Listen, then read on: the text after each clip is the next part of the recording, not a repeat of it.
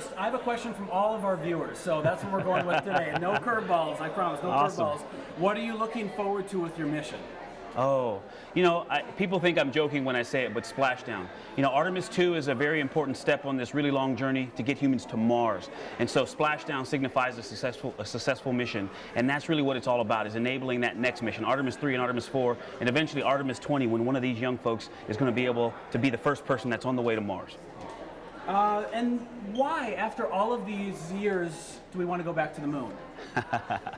Because we're going to stay responsibly.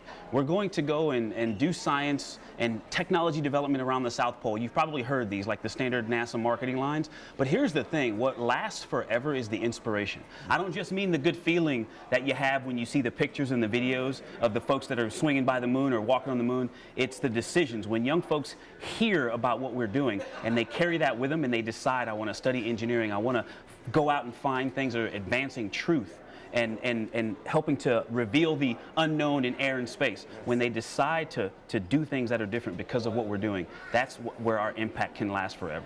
That's why we're going back. Perfect. Can you go into like preparation for your missions? Like how rigorous are you have to kind of prepare for that? Oh, very, very. No, it's, you know, it is. There's kind of three facets to what we're doing right now. Training. We have simulators. They're all brand new because the Orion and Space Launch System are very new. We're still developing a lot of those. The procedures have to be written. And so there's a lot of testing that goes along with it. Hardware testing, software testing. That's the second leg. Training, testing. And then the third part is talking. This right here. And you know what? NASA really likes the technical things, but this is a very important part of what we do because I believe the most important letter in the acronym NASA is the N. We work for the people. And so making sure that humanity understands what we're doing and feels like they're a part of it. Because, you know what, somebody said it to me the other day. I was leaving an event and they said, thank you for going to the moon for us. And that just felt really good. Like, we're going to the moon for us, for you. And so making sure that people know that and know what we're doing is a very important part of it as well. Training, testing, and talking. And now, speaking of that, can you kind of go into the levity of today's event? Why do you think it's important for people to come out? So, Director Turner said that we had 38,000 people register for this event. If that doesn't tell you how excited people are about what NASA's doing and what NASA can do and what we're going to do and what we've done represents, that to me is what I'm here for. We are here to continue to share the good news of what this agency is after, what this center is after, and the vision for the future. And I'm really excited to see all these kids and answer some questions about working and living in space and the team that I am privileged to be a part of.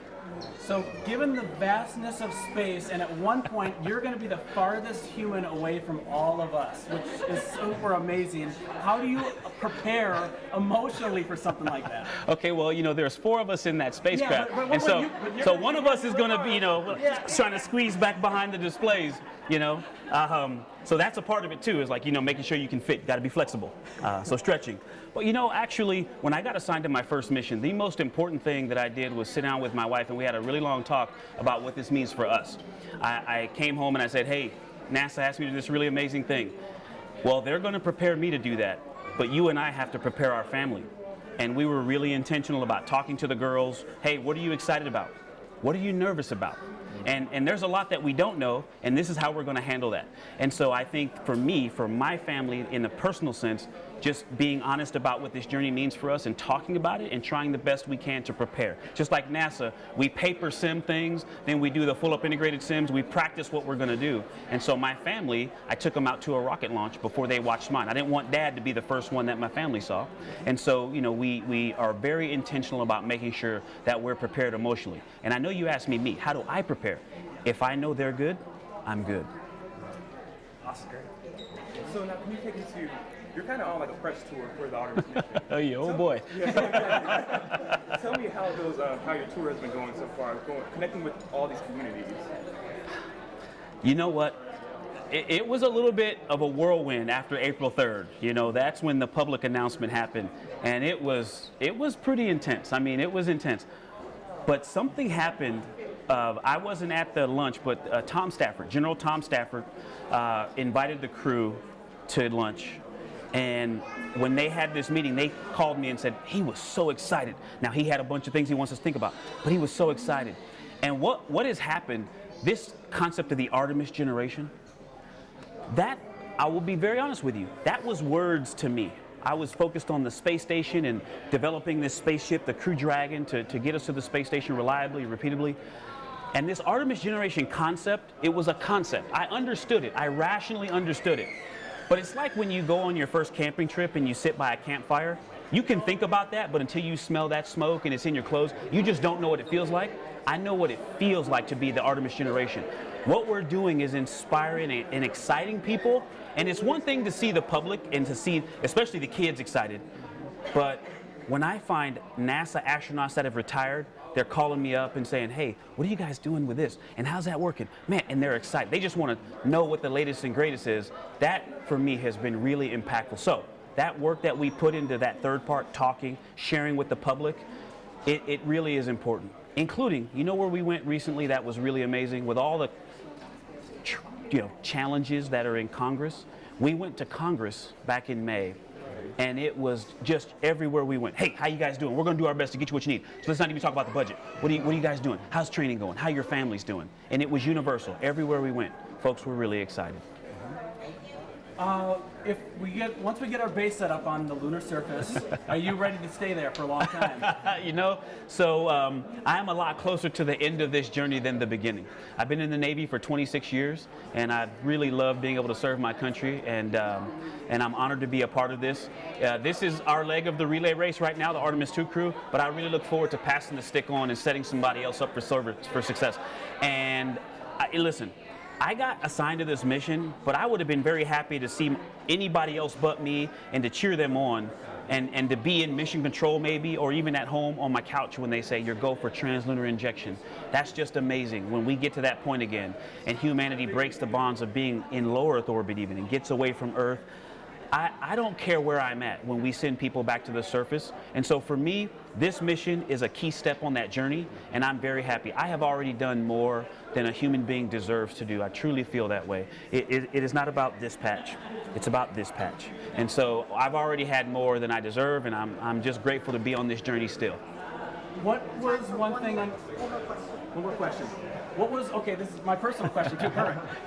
When you were on your previous missions, and I asked Scott Kelly this a few years ago, what was the strangest thing that you saw from the space station? And what do you think might translate to on your future mission? Oh, wow. Okay, well, I've been asked that question in a lot of contexts, right? Yes, by NASA, folks who know what we do, to like conspiracy theorists that want, and here's the truth. The strangest thing I saw in my 168 days in space were 10 other human beings on the space station. That's an environment it's harsh, it's dangerous, it's extreme, really hot, really cold, really far from everything you love. And so for 10 other people to be there were 11 of us on the ISS at one time.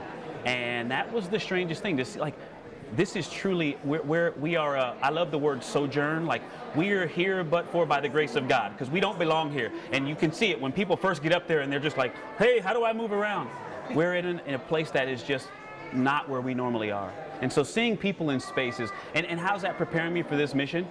I don't know what it's going to feel like to be by the moon. You're going to see the pictures, you're going to see the videos, but the part I can't give you is what that's going to feel like. And being impacted by seeing the Earth from space, and like my wife and my kids, my grandparents, Shakespeare, Gandhi, Martin Luther King Jr., it's all down there. Everything you love.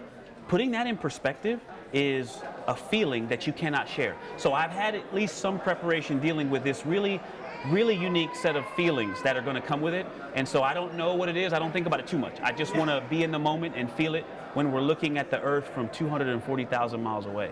People keep asking about the moon, but like when we're going around the moon, we're going to see Earth from 240,000 miles away. That's really special. And you'd be on the dark side of the moon too. Far side, yes. Sorry, we have to wrap. Right.